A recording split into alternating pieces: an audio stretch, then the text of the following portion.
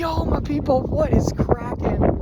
Just hiking around here on the Deception Island, the South Shetland Islands of Antarctica. See the wind is kind of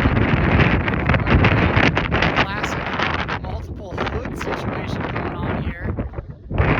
It's a dramatic day, lots of interesting weather. There is a stiff wind, but also low-hanging fog, and it's just a vast wilderness area behind me.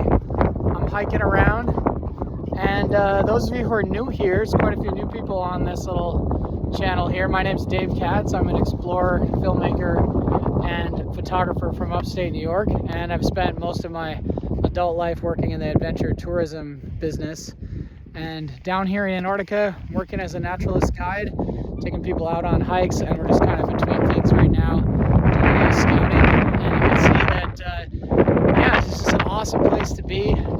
Really interesting day with a lot of fresh precipitation. There are a couple of brown skuas flying around.